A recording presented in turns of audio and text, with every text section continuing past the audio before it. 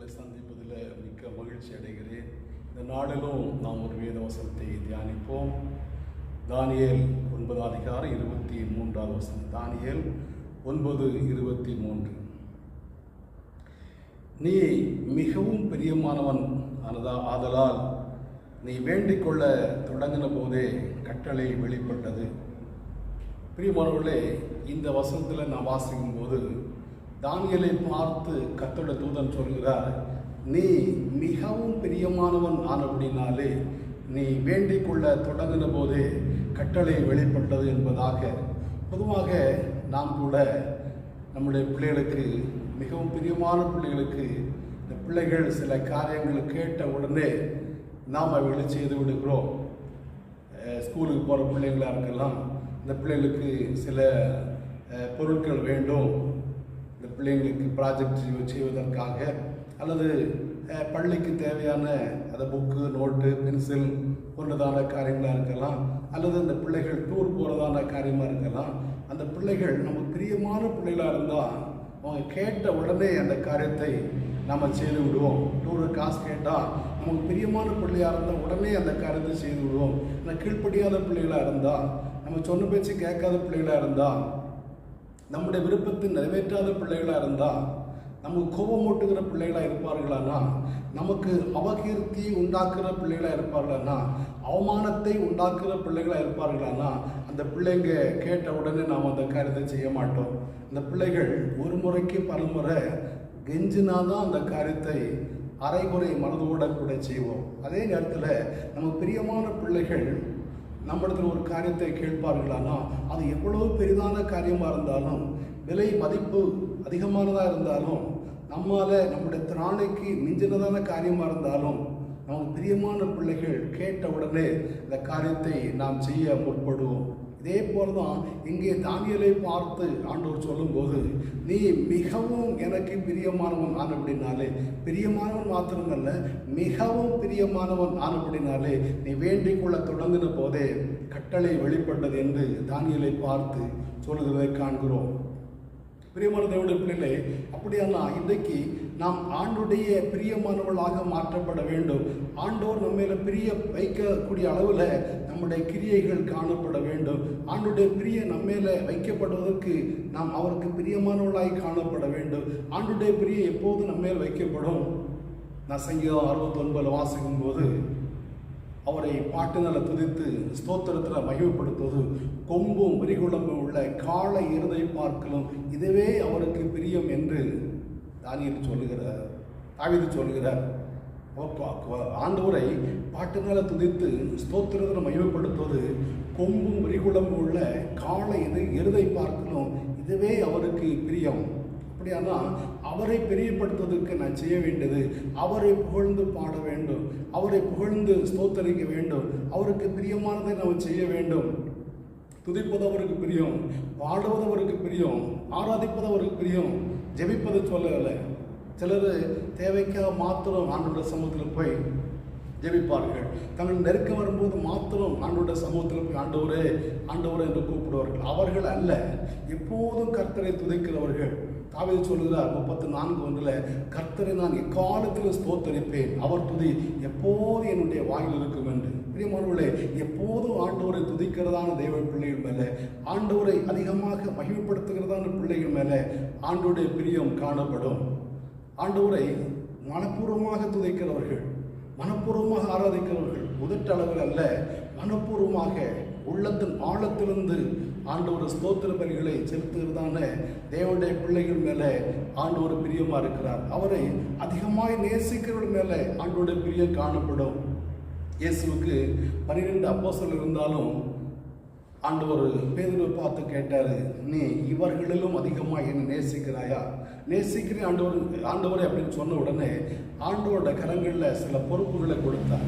மற்றவர்களை பார்க்கணும், அவர்களை பார்க்கணும், நமக்கு இருக்கிறதான மற்ற எல்லாவற்றை பார்க்கிறோம். நாம் அதிகமாக ஆண்டவரை நேசிக்கிறவர்களாய் காணப்பட வேண்டும். நம்முடைய உறவுகளாக இருக்கலாம், நம்முடைய உடைமைகளாக இருக்கலாம், நம்முடைய பொருட்களாக இருக்கலாம், நம்முடைய வாகனமாக இருக்கலாம், நம்முடைய வேலையாக இருக்கலாம், நம்முடைய தொழிலாக இருக்கலாம், நமக்கு வீட்டில் இருக்கிறதான ஆசையான பொருட்களாக இருக்கலாம், வீட்டில் வளர்கிறதான அந்த வளர்ப்பு பிராணிகளாக இருக்கலாம், எல்லாவற்றை பார்க்கலும் அதிகமாக ஆண்டவரை நேசிக்கிறவர்களாக, ஆண்டவர் முக்கியத்துவம் கொடுக்கிறவர்களாக, முதலிடம் கொடுக்கிறவர்களாக இருப்போமானால் அவருடைய பிரிய நம்மேல காணப்படும். அப்படி நாம் அவரை அளவுக்கு அதிகமாக நேசிக்கும் போது நாம் அவருக்கு பிரியமானவர்களாய் காணப்படுகிறோம். நாம் வேண்டிக் கொள்ள தொடங்கின போதே ஆண்டவர் நம்முடைய ஜெபத்துக்கு பதில் தருகிற தேவனாய் காணப்படுகிறார். ரெண்டாவது நாம் வாசிக்கும் போது ஏசாயாவில் படிக்கிறோம், கர்த்தருக்கு பிரியமானவன் பாபிலோனும் அவருக்கு சித்தமானதை செய்வான்.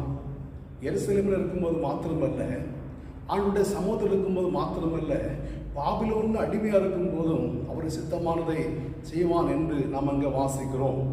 அருங்க 137ஆம் சங்கீதத்தில் வாசிக்கும் போது, நாங்கள் பாபிலோன் ஆறுகள் அருகே உட்கார்ந்திருந்தோம், எங்களை சிறைப்பிடித்தவர்கள் சீயோனின் பாடுகளில் பாடச் சொன்னார்கள், நாங்கள் எங்கள் கிண்ணறங்களை அலகு விருட்சத்தின் மேலே தூக்கி வைத்து விட்டோம். கர்த்தருடைய பாட்டை அந்நிய தேசத்தில் பாடுவது எப்படி என்று சொல்லி அவனை தூக்கி வைத்தார்களாம். பாபிலோனியர்கள் சிறைப்பிடித்தவர்கள் பாடச் சொன்னால் கூட பாடாதவர்களாக காணப்படுகிறார்கள், ஆண்டவர் ஆராதிக்காதவர்களாக காணப்படுகிறார்கள். அதே நேரத்தில் பாபிலோனில் அடிமையாய் காணப்பட்டதான சாத்ராக் மேஷாக் ஆபேத்நேகோ அவருக்கு பிரியமானதை செய்தார்கள். எது ஆண்டவருக்கு பிரியம்? ஆண்டவர் சொன்னார், பூமியில் எனக்கு ஒப்பான எந்த ஒரு விக்கிரத்தை நீங்கள் செய்யக்கூடாது, அவைகளை நமஸ்கரிக்கக்கூடாது, அவைகளை பணியக்கூடாது, அவைகளை ஆராதிக்கக்கூடாது, நானே தேவன், என்னை தவிர வேறு தேவன் இல்லை என்று ஆண்டவர் மோசே மூலமாக சொல்லியிருந்தார். அப்போது இந்த வார்த்தை சாத்ராக் மேஷாக் ஆபேத்நேகோவுடைய உள்ளத்தில் காணப்பட்டது. இவள் இப்போ எருசலேமில் இல்லை, அடிமைகளாக பாபிலோனில் இருக்கிறார்கள். பாபிலோன் ராஜாவோட அரண்மனையில் அடிமையாய் காணப்படுகிறார்கள்.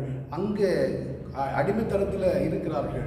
அந்த அடிமைத்தனத்தில் இருந்தாலும் ஆண்டவரை ஆராதிப்பது, அல்லது பாபிலோனில் இருந்தாலும் ஆண்டவர் சித்தமானது செய்வதில் மிகவும் உறுதியாய் காணப்பட்டார்கள்.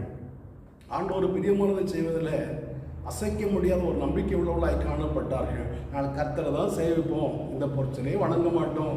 இங்கே தானியேல் 3ஆம் அதிகாரத்தில் வாசிப்பீங்கன்னா, ராஜாவே இந்த காரியத்தை குறித்து உங்களுக்கு உத்தரவு சொல்ல எங்களுக்கு அவசியம் இல்லை என்று 15ஆம் வசனத்தில் சொல்லுகிறதை காண்கிறோம். ராஜாவை பார்த்து, அடிமை, அந்த சொந்த ஊரில் உள்ள ராஜா இல்லை, அடுத்த ஊரில் அடிமைத்தனத்தில் இருக்கிறதான அந்த தேசத்தில் பாபிலோன் ராஜாவை பார்த்து, ராஜாவே இந்த காரியத்தை குறித்து நாங்கள் உங்களுக்கு உத்தரவு சொல்ல வேண்டிய அவசியம் இல்லை. ராஜாவோட ஏற்று பேசுகிறார்கள். பாருங்க, அந்த ராஜாவை பார்க்கணும், ராஜாவோட அரண்மனையில் உள்ள சாப்பாடு தான் சாப்பிட்றாங்க, அந்த ராஜா அரண்மனை தான் இவங்களை வேலை செய்துக்கிட்டு இருக்கிறாங்க. அப்போ அந்த ராஜாவை பார்க்கலும் ஆண்டவர் அதிகமாக நேசித்தார்கள். சொல்கிறார்கள், இதை பற்றி உங்கள் உத்தரவு சொல்ல வேண்டிய அவசியம் இல்லை, நாங்கள் ஆராதிக்கிற எங்கள் தேவன் எங்களை விடுவிக்க வல்லவர், இந்த பொருட்களை நாங்கள் வணங்க மாட்டோம் என்று சொல்லி உறுதியாகி காணப்பட்டார்கள். அப்போது கர்த்தருக்கு பிரியமானவன் பாபிலோனில் அவருக்கு சித்தமான செய்வான். இன்றைக்கி பாருங்க, சில பிள்ளைகள் சொந்த ஊரில் இருக்கும்போது, பெற்றோரோடு இருக்கும்போது ஆலயத்து வருவார்கள், வேதவசனத்தை வாசிப்பார்கள், ஜெபிப்பார்கள். ஒரு படிப்பு காரியமாக, வேலை காரியமாக ஊரை விட்டு அடுத்த ஊருக்கு, அடுத்த மாவட்டத்துக்கு, அடுத்த மாநிலத்துக்கு, வெளிநாடுகளுக்கு சென்று விட்டால் ஆண்டவரை அடியோடு மறந்து விடுகிறவர்களாய் காணப்படுகிறார்கள். ஆண்டுடைய சித்தத்தை நிறைவேற்றாதவர்களாய் காணப்படுகிறார்கள். ஆண்டுடைய கற்பனைகளை கை கொள்ளாதவர்களாய் காணப்படுகிறார்கள். காரணம், சொந்த ஊரில் ஆண்டவரை ஆராதிக்கிறார்கள், பெற்றோரோடு இருக்கும்போது ஆண்டவர் ஆராதிக்கிறார்கள். ஆனால் ஆண்டவரை, அதாவது சொந்த ஊரை விட்டு அடுத்த மாவட்டமாக இருக்கலாம், அடுத்த மாநிலமாக இருக்கலாம், அடுத்த நாடாக இருக்கலாம், போயிட்டா ஆண்டவரை மறந்து விடுவார்கள். இப்போ அவர்கள் மேலே ஆண்டவர் பிரியமாக இருக்க முடியாது. கர்த்தருக்கு பிரியமானவன் பாபிலோனிலும் அடிமைத்தனத்திலும் அந்நிய ஊரிலும் ஆண்டவர் சித்தமானதை செய்வான். இந்த தானியேலோட கூட, சாத்ராக் மேஷாக் ஆபேத்நேகோட கூட ஆண்டவர் ஆராதிக்க வேற யாரும் இல்லை. இந்த பாபிலோனில் ஏராளமான ஜனங்கள், இஸ்ரேல் ஜனங்கள் இருந்தார்கள். இந்த 3ஆம் அதிகாரம் வாசிக்கும் போது கிண்ணறம், நாகசுரம், வீணை, சுரமண்டலம் வாசிக்கப்பட்ட போது எல்லாரும் நோங்குப்புற விழுந்து வணங்கினார்கள். சாத்ராக் மேஷாக் ஆபேத்நேகோ தவிர மீது எல்லாருமே குப்புற விழுந்து கிடக்குறாங்க. இவர்கள் கூட அடிமைத்தனத்தில் போனால் மற்றவர்கள் எல்லாரும் குப்புற விழுந்து கிடக்குறாங்க. இவர்கள் 3 பேரும் கர்த்தருக்கு பிரியமானதை செய்தார்கள். அப்போ கர்த்தருக்கு பிரியமானதை செய்த இவர்களுக்கு ஆண்டவர் நன்மை செய்யாமல் இருப்பாரா? இவர்கள் வேண்டிக் கொள்வதை செய்யாமல் இருப்பாரா? என கேட்கிற அருமையான தேவனுடைய பிள்ளைகளே, நீங்களும் கர்த்தருக்கு பிரியமானவர்கள் செய்வீர்களானா? நீங்களும் ஆண்டவர் ஆராதிப்பீர்களானா? ஆராதிக்கக்கூடாத ஒரு சூழ்நிலையிலும் ஆண்டவரை துதிப்பீர்களானா? நீங்கள் வேண்டிக் கொள்ள தொடங்கும் போதே கர்த்தர் உங்களுக்கு ஜெபத்துக்கு பதில் தர வல்லவராய் காணப்படுகிறார். ஆண்டவரை ஒரு முறை நாங்கள் முறுமுறுக்கவே கூடாது, ஒரு காலம் பரீட்சை பார்க்கவே கூடாது. ஆண்டவர் சித்தமானது செய்து அவருடைய நன்மைகளை பெற்றுக்கொள்ள தேவன் நமக்கு கிருபை தருவாராக. ஜெபிப்போமா? நல்ல பிதாவே, நன்றியோடு துதிக்கிறோம், வாழ்த்துறோம். இந்த காலவேளையிலும் நம்முடைய திரும்பத்தை நோக்கி பார்க்கிறப்பா. கர்த்தருக்கு பிரியமானவன் பாவலோ நம்மளுக்கு சித்தமானது செய்வான். ஆண்டவரே, கர்த்தருக்கு ஆண்டவருக்கு இந்த பாடி துதிப்பது உமக்கு பிரியப்பா. பிதாவே, உமக்கு ஸ்தோத்திரம். நீ எனக்கு மிகவும் பிரியமானவன் ஆனபடினாலே நீ வேண்டிக் கொள்ள தொடங்கின போதே கட்டளை வெளிப்பட்டதென்று கர்த்தருடைய தூதன் தானியேல் சொல்கிறப்பா. நாங்கள் உமக்கு பிரியமானவர்களாய் காணப்பட, உங்களுடைய சித்தம் செய்கிறவர்களாய் காணப்பட, உங்களுடைய ஆண்டவரை கர்த்தாவே அப்பா சித்தத்தை நிறைவேற்றுவர்களாய் காணப்பட ஆண்டவருடைய இலக்கம் செய்ய வேணுமென்று ஜெபிக்கிறோம். அப்பாவுடைய கரங்களை அர்ப்பணிக்கிறோம். இயேசு மூலம் பிதாவே.